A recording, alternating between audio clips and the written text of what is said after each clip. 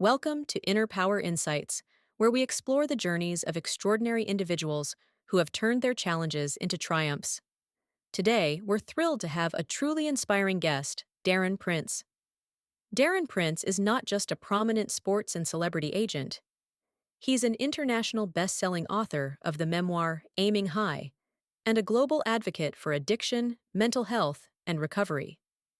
Through his agency, Prince Marketing Group, Darren represents legendary icons such as Magic Johnson, Larry Bird, Hulk Hogan, and many more.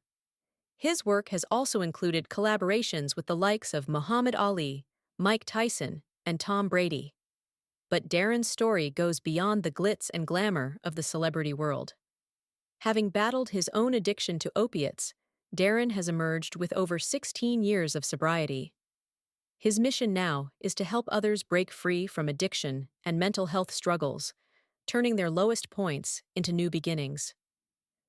Darren's insights have been featured in top media outlets like the Wall Street Journal, New York Times, and CNN, and he's shared his journey on platforms such as the On Purpose podcast with Jay Shetty. With his 501c3 Aiming High Foundation, Darren is committed to providing treatment for those in need. Join us as we dive into Darren Prince's incredible journey of resilience, recovery, and redemption. Get ready to be inspired and empowered to aim high in your own life.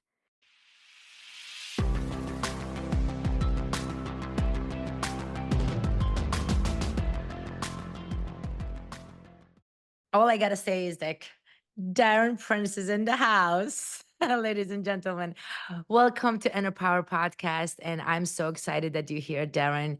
I am a huge fan of yours. Thank you for having me. I'm looking forward to it, and I appreciate it, Valery. I know we Yes, had yes. a scheduled date a couple weeks ago, and thank you for understanding. I had to push it back a couple weeks.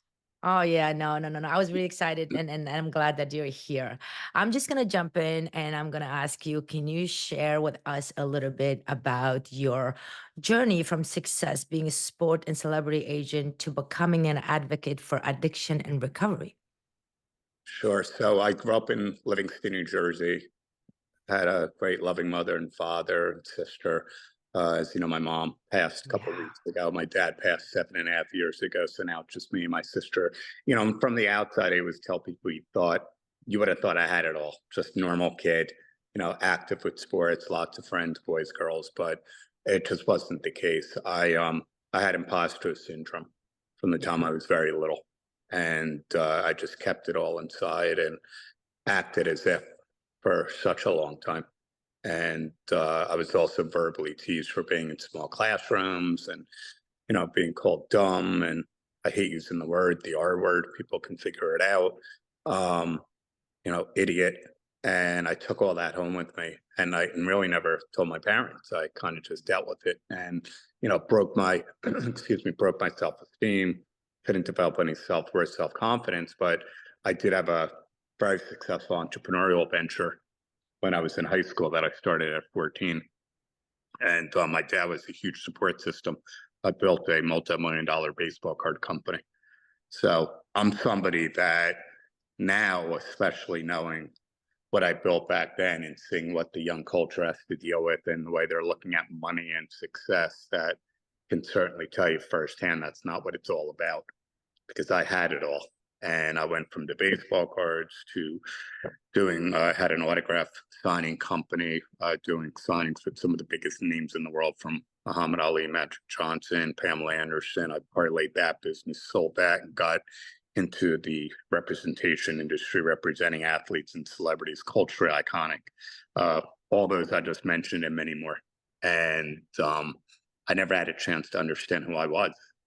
So it was almost like a lightning rod in this 10-year period. And I just skyrocketed to the top of the industry, but all those issues are there. And what happens, it started at 14, just as casual, was high-end drug addiction and substance abuse, until 24 years after I started at 14, 38, I was brought to my knees. And what I thought was the end of my life turned out to be a new beginning. And I know that's more or less why you have me here, because the past 16 and a half years of my life have been a mind-blowing, spiritual, God-giving, blessed journey every single day, that I'm now able to be a voice for change and for hope and for those that are sick and struggling from anxiety, suicidal thoughts, depression, bipolar, mental health, substance abuse, validation, addiction. We know that's a problem right now, social media addiction. Because I feel like when you've gone through hell and come out of the other side, you take your dark and shine that light on other people. That's what success is about. And it's so funny because you are, like you said, from age of 14. Age of 14, people don't even know what they want to do with their life. They're just like, like you said, they go, a lot of young adults, they go after money and fame.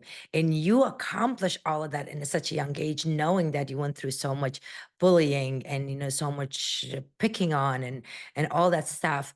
But somehow you are battling what demon inside of you, to you is like, and you functioned very well because people around you did not know about it. And you were just doing really, really good, as a matter of fact. It was like, it was until you realize it that, uh-oh, there's a problem. So Yeah. what was that moment like when you realized that I have a problem? Well, I was arrested 4 times at 21 for possession charge. My possession charges were different. Right. It wasn't possession to distribute. I was the one making all the money, so all the guys and the girls would want to party with me. And I was put in an outpatient program for a year by the judge. And that night, I got out, and I didn't think I had a problem. And what do? You celebrate. And I went to New York and to a place called Jimmy's Cafe with my friend Dave, and did a bunch of mind eraser shots. And next thing you know, between that and a handful of Xanax, I woke up in the ER, and my mom and dad uh, had to come see their son had 90 stitches in his face. Dave fell asleep behind the wheel of my car. My face went into the windshield. Still have a scar here, my forehead, my wrist. Still didn't think I had a problem. Thought it was bad luck. I think at some point, though, when I became an agent, I stopped using illegal drugs and moved on to opiates, prescription pain pills. So I did have sciatica and back pain from working out, and it was easier to get those back then. And I had something known as a morality clause representing talent. You can't be dealing with, using even recreationally illegal drugs. So I was like, I'm not going to blow this opportunity. Let me at least get smart and do something like this because it's prescription. I can drink if I want. And at some point, I always say, I don't really know. I can't pinpoint, but was once living to use turned out to using to live. And the superpower that the opiates gave me was no longer there. And I was trying to chase that feeling until, a couple overdoses and my God moment, which was July 2nd, 2008, after my late uncle and his then girlfriend visited my mom in New Jersey, and they paid me a surprise visit. And I never met her before, but I told her everything. She asked me if I was okay. I finally felt the need to be vulnerable to somebody, and it was a complete stranger. And we had this little 5-minute God shot where it's like, do you realize you're an addict? Your life's so manageable. I said, yeah. And she goes, do you realize you're powerless? And I said, yes. And she goes, you realize you have a disease, and it doesn't matter if you're from Yale or jail or Park Avenue or Park Bench.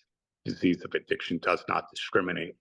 And that broke my soul. And she started pointing at all the photos in my office of all the biggest celebrities in the world that were clients, and said, you realize this doesn't mean anything because you don't mean anything to yourself. And I can help you if you want the help. And I said, I'm desperate. And so the next night I was on a 24-hour detox and came back from the gym. I just felt horrible. Uh, you know, my body was shaking. I was hot flashes, freezing cold. Called them up. I said, I can't do this. I'm getting in touch with the doctor to get what I really need to get. And hung up the phone, ran into the bathroom, went through the medicine cabinet, and there were really no opiates left in the house. I was married at the time. Me and my then wife made sure we cleaned out the medicine cabinet, and 2 opiates came out, 2 extra strength Vicodins in one of the bottles, and she's banging on the door because I just had an overdose a year earlier. She's panicking, screaming, "Don't do it, don't do it." And it seemed like a gift. So I had the 2 opiate Vicodins in this hand, extra strength Vicodins, but the miracle happened. Now then I fell to my knees and I screamed out to God, take the money, the business, the notoriety. And if you could take me out of hell, I'll spend one day at a time the rest of my life taking others out with me. And it was a light moment I never had before, and I've never had since. Because I heard a voice say, "I've got you when you're ready." And my right shoulder caught fire. And I heard a voice say, "I've got you when you're ready." And I walked through the light for the first time in my life. And something raised me up, and I believe it was God, and I flushed the pills. And on a computer, 5 minutes later, I found a 12-step meeting in the upper 80s in New York City, where I was living at the time, in a church basement. And it was 150 to 200 addicts and alcoholics who were all one to a hopeless state of mind. And I walked in, they said, "Is anybody new or coming back?" And this hand went right up, no ego. That whole super agent moniker BS that I believed meant nothing, because this was life and death. And I told these people I was sick, I was broken, I was suicidal, I need their help. And they became my extended family, in many ways closer than my own family, because they knew what it was like to have a drug in your system. But more importantly, they knew what we all felt like not having a drug in your system, and how we just could not fit in. But these people had years, some had decades of recovery, getting through the worst stuff in life, from loss of a child to significant other, sober. And I just dove in head first. And I felt a part of something for the first time in my life. And, that fellowship to this day, 16 and a half years later, I go to meetings all over the world. And, you know, it's a club I tell people you never graduate from. It's a fraternity, sorority, however you look at it, that it takes a daily reprieve, because it's not just about putting down the drugs and putting the plug in the jug. It's about the spiritual mindset. It's about working through that trauma. It's about working those 12 steps in life that anybody watching this, Valery, should look up to 12 steps, because if you remove alcohol from step number 1, the other 11 steps, everybody in life can benefit from them, no matter what your trauma is, no matter what your past is, no matter what your obstacles and challenges were. We're all in our own way perfectly imperfect. And I said on an interview, my buddy's Chris, about a month and a half ago, he was like, what gets you to this level of, being so healed? And, I wrote a book in 2018, Aiming High. Thank God it became a bestseller. Magic Johnson, is a dear friend, family member, my first client. We're still together, wrote the forward. And that helped me touch so many people around the world. And it's really understanding that right now I am the best version ever of my fucked up self, because anybody that thinks they are healed is done. It's an ongoing process, one day at a time. New character defects will always pop up. There's stuff in our subconscious that'll always pop up. But when you're walking in that light, when you're living a life of service, when you're kind to other people, the spiritual gems that I've picked up from my fellowship of now life is about saying what I mean, meaning what I say, and not saying it mean. That'll change your life more than anything, because a lot of us have that big mouth, text message, email, whatever it might be, changes your whole vibration.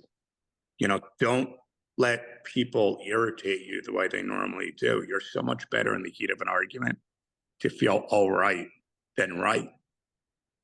Because whatever you're going to engage with, your whole day energetically is going to be off, because you can't keep your big mouth shut and understand sometimes it's not about us. It's the other person that has their own journey, and they might not be in that vibration of healing or that frequency or at that level or willingness that we are. so they could be lashing out with you indirectly at something else in their life, some unresolved trauma, some person that did them wrong. Where when we can stay in that place of peace and calmness as often as possible, that's when you build emotional and spiritual muscles that takes you to the moon. And that's what I try to do every single day. Wow. First of all, God was on your side, I gotta say, because it's really is kind of like a demon, you know? Addiction is like a demon. It just keeps coming up. And like you said, the high, and then your body get immune to it, and you go to more and more and more. And very few people actually can get out of it. I had a friend of mine, her husband, they had three beautiful girls, and he was really successful man. He had his own business and things. And then he got addicted with his buddy. He started doing coke. And then after that, they were trying to build a business more and more. They wanted to get energetic and they wanted to do this, all this. Anyway, unfortunately, he couldn't make it because, and I remember Darren, the last time I saw him, he came, I had a little coffee shop. He came to my coffee shop and he said to me, take care of my wife and my girls Uh, because the demons in me and I'm done. I just want God to take me because I can't do this anymore. I've seen it too many times. Oh my I'm God. Valley. I tell people I am part of a fellowship where I need to see people fail and die so I can live. That's the reality of it. As heartbreaking it is to say that, you know, not everybody makes it. And it makes No. me so much more vigilant to know I need this more than ever because complacency and recovery is a death sentence. So if you have Yeah. any viewers that are in recovery right now, they'll be nodding their head, uh-huh. Yeah. Yeah. Because just because I got 16 and a half years doesn't mean anything. I have today, I have the moment of right now, you know, Yeah. and if you're not giving this gift away to other people, you ain't gonna stay sober. Or you might stay sober, but you're gonna be miserable. You're gonna Miserable. cry, as we call it, because you're gonna miss the whole premise of it.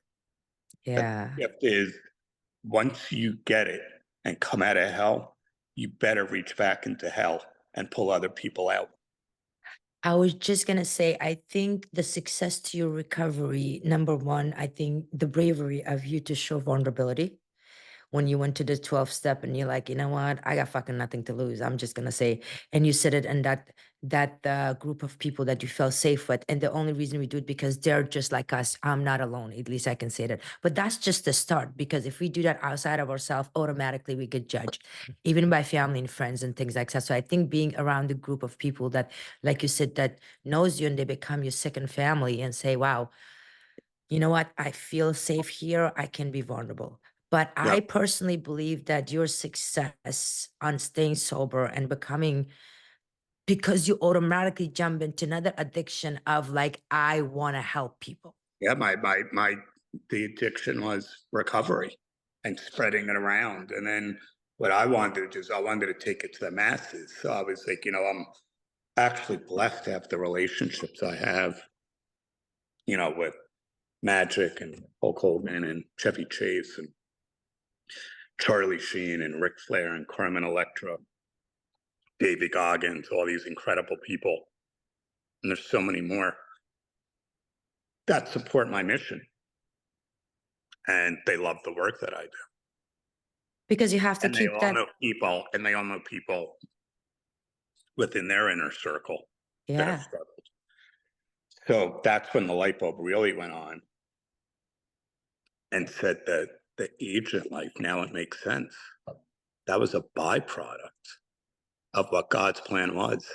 He didn't put me in this situation to work with some of the most well known, successful celebrities of all time. He put me in this situation because when I came to him ready with the gift of desperation, he was then going to touch me and show me what my legacy was going to be about through that platform of everybody I networked with, everybody I met with, the biggest media outlets, the biggest podcasts, the biggest talk shows, whatever it might be. They all came to me when the book came out. And to this day, they all do still. Like I And said, um, that's been the biggest blessing out of it all. is. It really is because you are the biggest blessing and God was on your side because you did your work. You didn't like somebody just like did it for a little bit and left, but you made your purpose. of helping other people, which is such a great feeling to do in That's order how to. I tell people all the time. The self-esteem doesn't come from the success. The self-esteem comes from doing esteemable acts to help people. It could be with your time. It could be with money sometimes, whatever it might be. When you're able to do something, especially in recovery for me, where I had a story I posted about it on Instagram about a month and a half ago. The guy allowed me to. I went.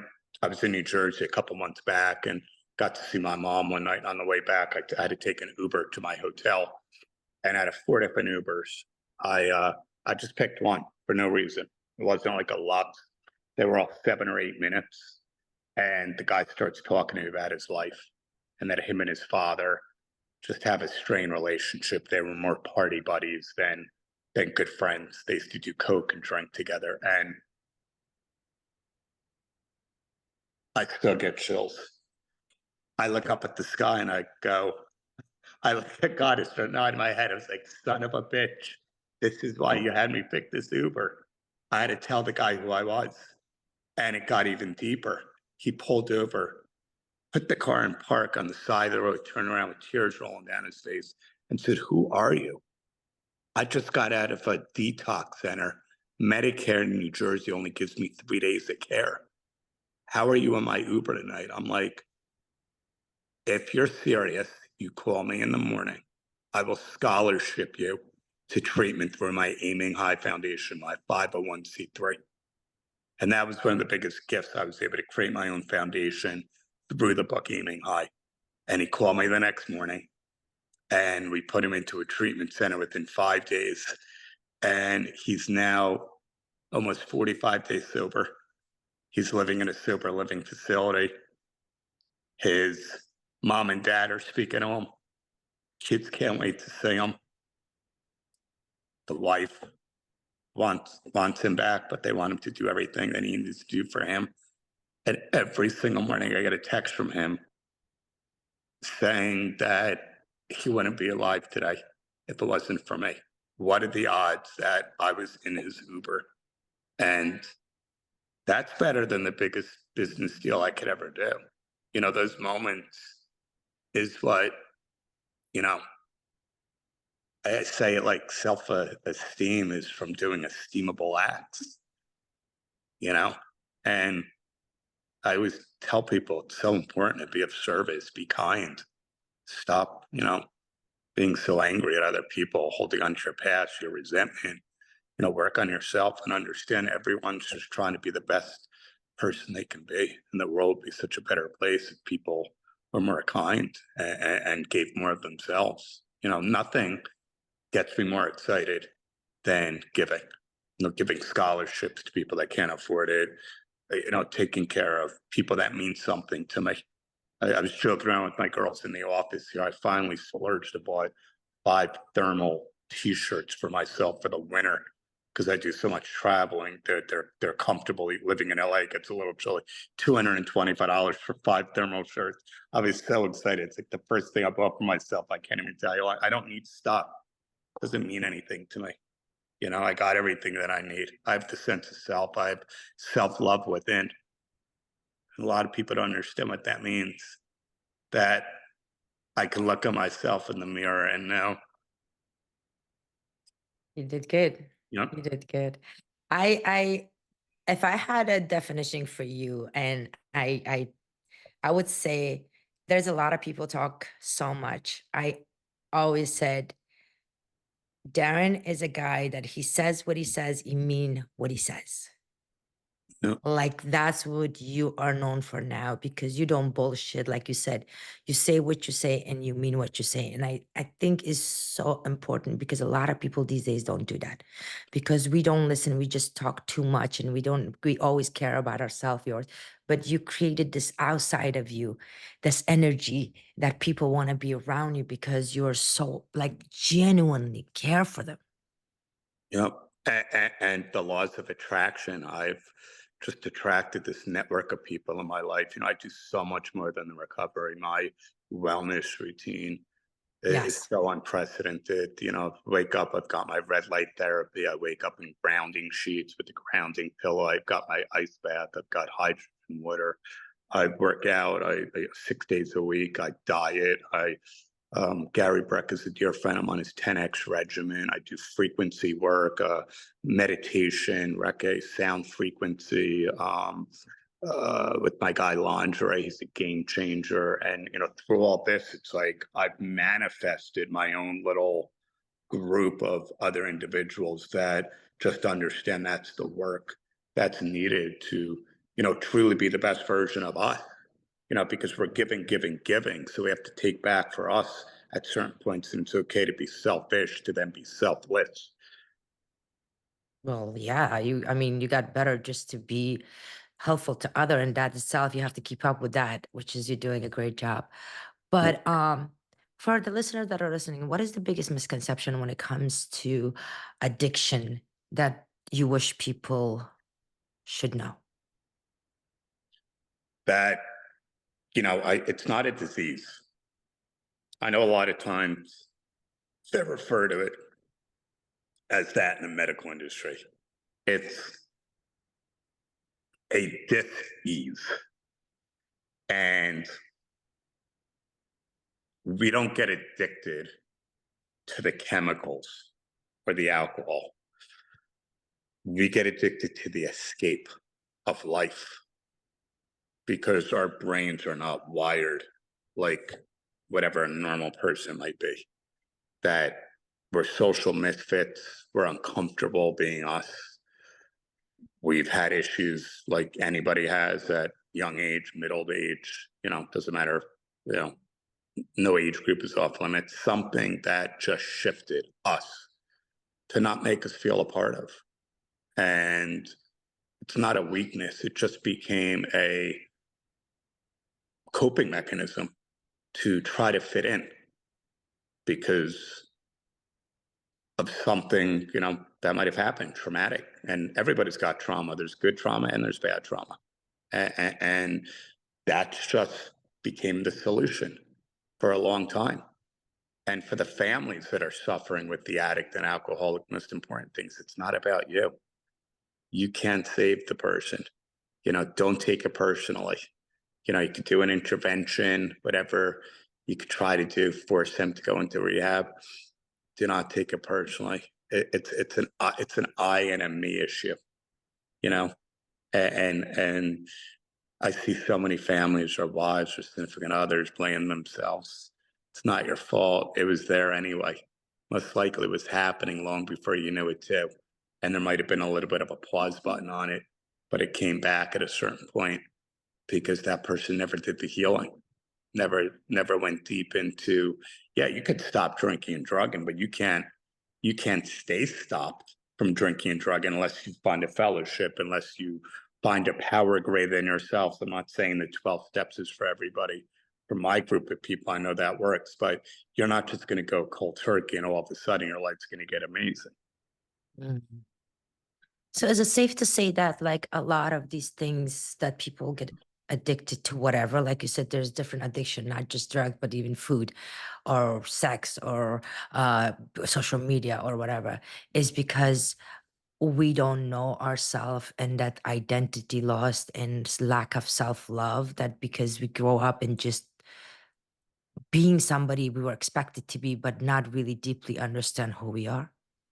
Yeah, no, of course. And it's such excessive need for external validation, that dopamine hit of the compliments, or if it's social media, getting that validation from people you don't even know. Um, it's bullshit. It's unbelievable how this culture has been so brainwashed into, you know, not understanding that no, you got to do the inner work. You know, watch my guys, Jay Shetty, Tony Robbins is amazing, Lewis Howes. There's so many, incredible podcast books. Tim Story is a dear friend and client. Watch his videos, read his books. He's been on Oprah. Um, David Goggins, my main guy, one of our biggest clients and dear friends, follow him. wake up in the morning and see Goggins, Jay Shetty, Tony Robbins, Tim Story. Tell me after a few days, all of a sudden your mindset isn't going to change. Tell me after a few days, instead of watching girls that have millions of followers that are always on jets and with the nice expensive bags, tell me how all of a sudden your brain isn't going to shift. But it takes, life isn't just about discipline, it's consistency. Right. Consistency is the biggest key. You got to do something consistently every single day. It's got to be routine. If I'm off my routine for a day or two, I feel it. The great thing is now I know how to reel myself back in. There might be, challenges, things that are happening on any given day. I can't do my normal agenda, but my body, my mind, my soul, and my heart, I feel craving. Almost like, okay, let's go. When are we getting back? When are we getting back?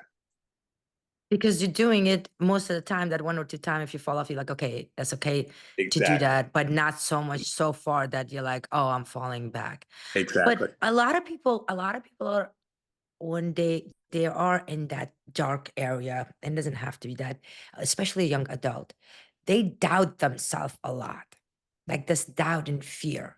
So what can they do to overcome that mentality, to take that first step, besides listening to these things? But they don't even, they listen, they hope, they wish, they like it, but that fear is still there.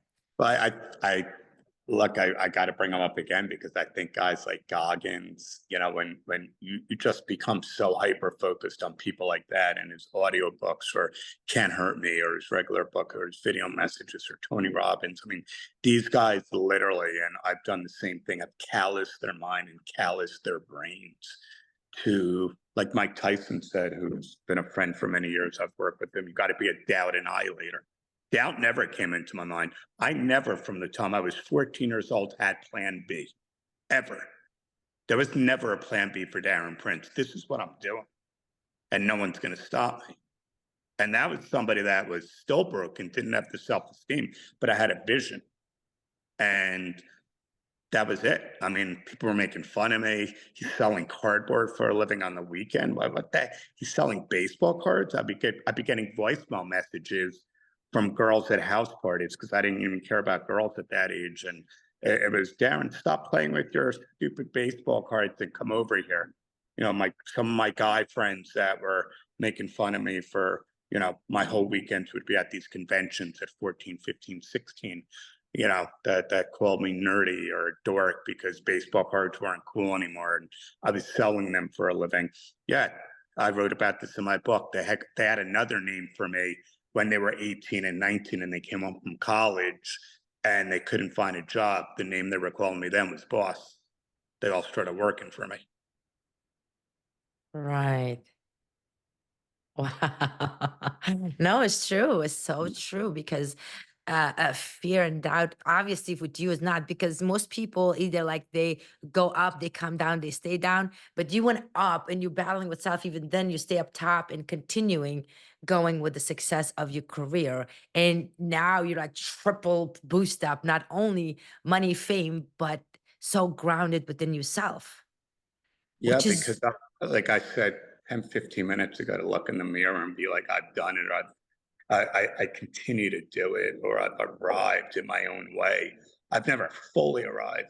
Because Goggins and I always talk about this all the time. Like, if you think you've fully arrived, you're screwed. But I know I do the work.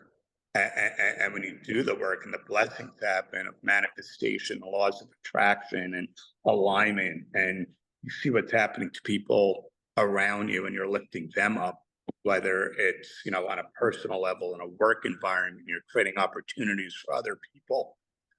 That just also creates this unstoppable force within you to mm, realize that, you've got something special within you to allow other people to get to where they want to get to.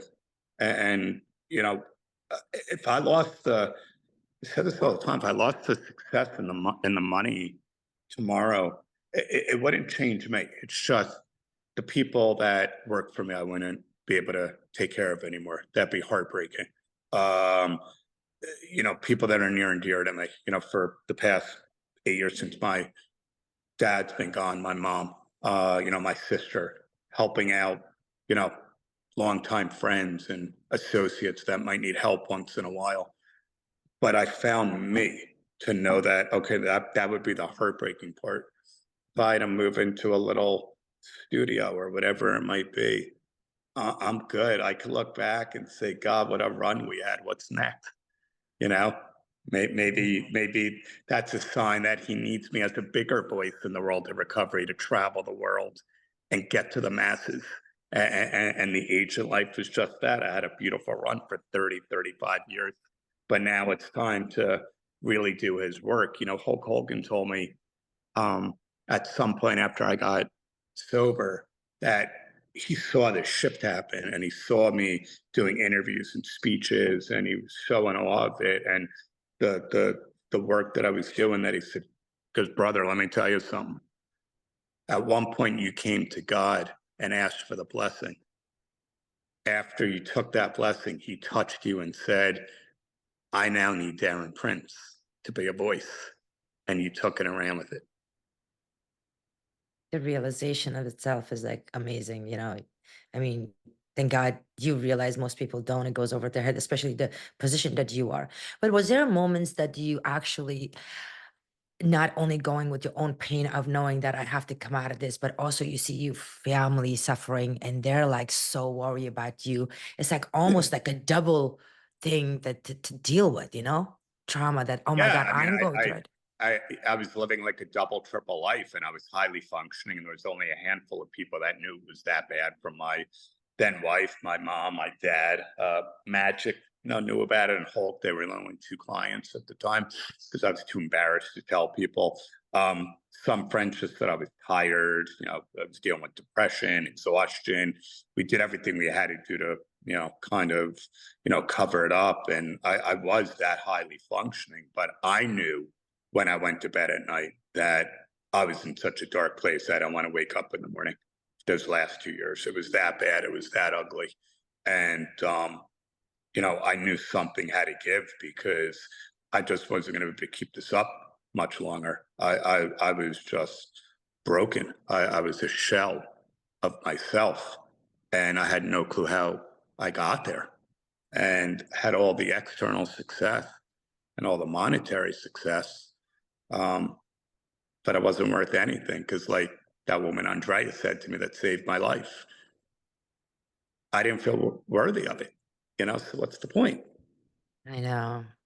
So a lot of people, a lot of parents that are listening and they have kids, not kids, young adults that are, what are some signs they have to look for so they can try to prevent it at least a little bit? I know you said it's not prevented, they have to stop, but at least knowing that they're going to that direction so they can ask for help or talk to them or something. I think they just have to somehow find a way to communicate with them about their feelings and their circle of friends and monitor what they're watching on social media, especially. I think the cell phones, the smartphones are so dangerous now because you don't know what these kids are watching and taking in, and it's instant, scary. I didn't have that in the 80s. Right, right, right. Now your book, I know a lot of people read your book and it's the best-selling book. But for those haven't read it, and we're gonna put the link over there for them to get, what do you want the reader to take out from that book? What is the goal? I mean, the subtitle was How a Prominent Sports and Celebrity Agent Hit Bottom at the Top, Yeah. because that's ultimately what it's about. I want people's perspective to change, that life isn't just about the external stuff. It's just not, because you can't take that stuff with you. It doesn't mean anything. Those are experiences. That doesn't, create real long lasting memories, and to be at the top of the sports and entertainment industry, which was a dream, and just be so empty and broken. Um, I just want to let people know that you got to focus on that inner love, that inner peace, working on that trauma, working on the character defects that we all have, and meditate more and take better care of your physical health, your mental health, your spiritual health. If you're struggling with drugs, alcohol, or substances, find some support group or read some books that there's millions of them out there that can, you know, help you, cross over to the other side. Like I said, it doesn't always need to be the 12 steps, but whatever it is that works for you. But until you take that action with that discipline and that consistency, if nothing changes, nothing changes. Now, I had a couple of people and my podcast that when I said about success and authenticity, obviously, um, when you're running your business, authenticity should be part of that because that's who you are. But a lot of people put this persona. How dangerous it is to create that persona and then you don't feel comfortable with your own persona and now you're in a part that you can't come out of it, and it's like, oh shit, I can't be myself because Yeah, I mean, they wind up creating this alter ego. I think you have to find a balance of both. I get it. I mean, I'm a marketing guy. It's what we do. So I understand to a degree. Sometimes you have to create a certain persona to have a specific demand and a certain targeted audience to monetize who you are and what you're building, but not so much to the point where you lose your sense of self doing it. yes, especially in today, like after election and everything, you see everybody's like changing their self to becoming somebody else. And they're like, oh hell, what happened? You used to Yeah, talk like this, and all of a sudden and they lost a lot of audience and stuff, especially the media. yeah. Like it's like if you they would have been themselves. But I wanted to talk to you about the part that you said. In one point, you realized that money and success is great. You're a very motivated person. You always had that and continue having it, but you realized that that was not as important as self love. And like you said, you just haven't bought anything for yourself and just a shirt, and then the feeling that warm, loving feeling. How can somebody get that? Like we say that those things matters, but but get it bombarded from exterior world, right? And then I went through my spirituality and I realized that, don't attach yourself to someone or something that much that can destroy that feeling of peace that you have. And when you get very spiritual, it's almost very simple, right? It's almost like a boring, like it's just like calm, cool, collective. Speak on that a little bit, please. Well, I mean, it was a long journey, clearly, but what you just said really was so profound because it's like when you get there, it's like, and I discussed this on Jay Shetty, a dear friend on his podcast. It's like, okay. But no, it's just when you get there, that's the feeling. But you have to take that action and do the deep inner work of healing to understand what we need to do to develop that belief on the inside where we can look in the mirror and just know that we're not exactly where we want to be. We're not exactly who we want to be, but thank God we're not the person we used to be.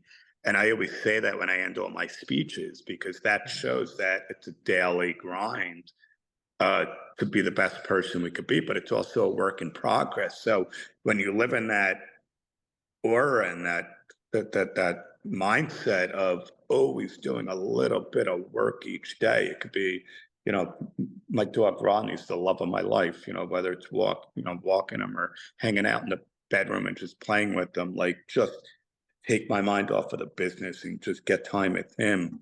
It kind of just pulls me back into the things that are so super important because my life is crazy with the business constantly and trying to get people scholarship and random DMs and messages and interview requests and speaking engagement requests. And you have to find something for you that truly has nothing to do, I believe, with the trips and the private jets. There's so many other things that you can do. It could be a billionaire, but I'm sure you could have yoga, you could have walks, hikes, whatever it might be, because those are the moments you can really self-reflect on what's happening. And I think it also brings you into a place of um, being more present and being humble. And getting to know yourself, right? That's the moment you get to know yourself because a lot of time you talk about imposter syndrome and you talk about like how you are functioning from the, even though people were picking on you.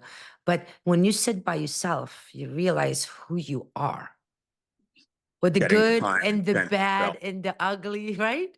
Yep. Getting time and sense of self is everything. And it's hard, even if you're not, if you don't love yourself, if you think you made a lot of mistake or things like that. It's a hard pill to swallow, right? To Yep. admit to yourself, shit, like, Yep. this needs to be.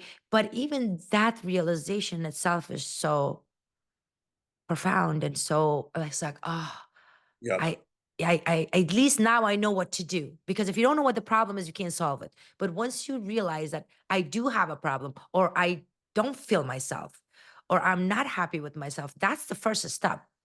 That's it. That's it. That's the first step. And you explain that so beautifully in your book and everything else. um but you would mostly work with young adult, right? Oh no, I've had them all over the board. I mean, I've had, you know, men and women in their 50s. Um, Probably had some in their 60s too that found it late. But I mean, my specialty is, I would say, more the young adults, because they're the ones that have such a long, bright future ahead. So there's nothing that makes me happier than getting through to a teenager or somebody in their early 20s. But I also love it too when it happens when somebody has their midlife crisis in their 40s or 50s. That's a beautiful thing too, because it's like, now whatever message and whatever guidance I can give them can make the second half of their life the best part of their life. Right. And S- people always think, "Oh my God, thank you so much," or "I owe you so much." It's like the Uber driver. I go, "You do owe me," yeah. because I know I do. I'm like, you got to listen to what you owe me. You now Yeah, need to go back in the pit and pull somebody else out, like I did for you. That's what you owe me. And you owe a debt that's to society and a debt to the world of recovery. that's a good, oh, I take that anytime. I take that anytime. I think that's a beautiful, oh, somebody can owe somebody. But since you've met so many people and you help so many people, do you get emotionally attached? Is there a time that you really like? Oh yeah, 100%. And I'm an emotional person too. I mean, I last year I spoke in Orlando, maybe 7, 8,000 people at a big business mental health conference, and I cry, I let my emotions out. I leave, and people want to take pictures and talk to me and tell me about, stories about their mother, father, sister, brother, loved one, significant other. They themselves, the lights came on in their eyes while I was speaking, and they felt the calling to me. That's just the most incredible feeling in the world. That some God given words that came out of my mouth during that keynote moved somebody to the point they told me something they probably never told anybody. Yeah. And we had this incredible connection. I was able, here's my number, let's be in touch. And I've had some incredible mind blowing moments, with that too, which is, that's when, like, I'm going back to the hotel room, I'm going to bed and I'm on my knees and I'm praying. And I feel like I'm flying as I'm praying, Yeah. because God's energy is just flying through me, where he's like, you did good, my son. Wow. Yeah, you did. You really do good. And the energy, Darren, you know, just as a human, so we can look at each other and without no judgment, and be Yep. able to express and say, like Darren, I'm not doing good, you know? Yeah. That is the hardest thing to do, because you can only find few people you can do that with, Yep. But you when you know? find that person, you hold on to them, and I just wish the world understood that more. I mean, I was at the White House several times because President Trump, I did business with him when he was Donald Trump, and I had the honor of going there 3 times during the opiate epidemic initiative, when he signed an $8 billion bill. And, I told them that if they started implementing in even grammar school or high school self-worth classes around the country, around the world, mental health would be gone, because now the Yeah. jocks and the nerds and the computer geeks and the cool kids and the not cool kids, they're all in one classroom, openly talking about every single class, how they feel on any given day. And it would completely drop suicide, depression, anxiety, mental health issues. Like, it skyrocket down. If I had that, and look, I don't regret anything. My life worked out perfect, the exact way it was supposed to. But I can guarantee things would have been different if I had a teacher and I'm in the classroom with 40, 50, 100 other kids and we're all speaking what's going on in our mind that day. Something that's bothering us openly without being judged and Right. comfortable, knowing that we're all supporting each other. It'd be life changing. Yeah, I really believe that. I really, in my own experience, I came to this country. I made one friend that I am so close and I can say anything to. And I feel like it's so important to have that support, to just Yep. be yourself and say, you know what? And good time, everybody's going to be around you, Darren. Yep. Everybody's like, oh, Darren Prince is here. Good. But it's that moment that you have to pick up the phone and say, hey, I'm not feeling too good. Yep. And then those people stick with you and around you. And for me actually, just to say again and again and again and again, for you to say yes and come over here and speak about it, I'm so honored. Well, we Uh, just need one person. I mean, as long as I have the time, I'm so much flexible depending on who it is. And Valerie, if we just get to one person, we did God's work. That's all we need. Oh my God. I really believe that because I love the work you do. I really love I know you're so busy, but um I always ask my guests, and I wanted to hear your answer on this one. What does inner power means to you?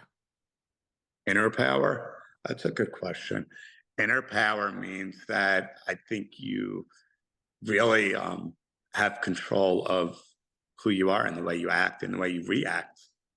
I think that's something that I strive for. I always want to be in control, not in a insecure setting. I want to be in control in more of a healthy spiritual way, to kind of act, behave, provide, do whatever it is that I need to do. And I think that's for me what inner power would, define me as now. If you would have asked me that 20 years ago, it probably would have been a little bit different. It's beautiful set. It really is beautiful set. What would you say to your 18 years old now? I've done a lot. I've gone back in a time machine during some meditations um, and some NLP work. My boy John Alvina is a dear friend. He's my personal trainer in NLP, neurolinguistic programming, master tech, and we had it with my 8-year-old and my 18-year-old, and I had to give him a hug, and I told him, you know, they they're not going to be calling you those names anymore when you're 54 years old. You know, they're calling you a healer and a game changer. So, come with me and let me show you what interview I'm doing tomorrow. Let me show you. Come sit in the front row and uh, see your older self speak to 10,000 people. And this isn't going to mean anything in 35 years. And that was beautiful having that. You're gonna make me cry. It's it's amazing. I'm so proud of you. And I'm so proud that you can go back and say that to your 18 years old self that you're okay. Yeah, You made it. You yeah, made it despite all those ups and downs. You made it. yeah. I wish everybody can do that, to be honest. Like I said, I do a lot of extra work, a lot, to become the person I became. So it's all worth it, one day at a time. Darren, thank you so much. I really appreciated you being here and sharing your stories with us. And you're an amazing person. Well, thanks for having me. I'm glad we make it happen. And like I said, as long as we get to one person, which I know we're gonna, I have a feeling it's gonna be a lot more once you air this. Yes, absolutely. Thank you for tuning into Inner Power Insights. I hope today's episode inspired you to embrace your journey of personal growth and empowerment. If you enjoyed our conversation, please rate and review us on your favorite platform, and don't forget to subscribe so you never miss an episode. You can also follow us on social media at Coach Valery Molone for behind the scenes content and updates. Your support helps us continue to bring you inspiring stories and expert advice. Remember, your inner power is limitless. Until next time, keep growing and glowing.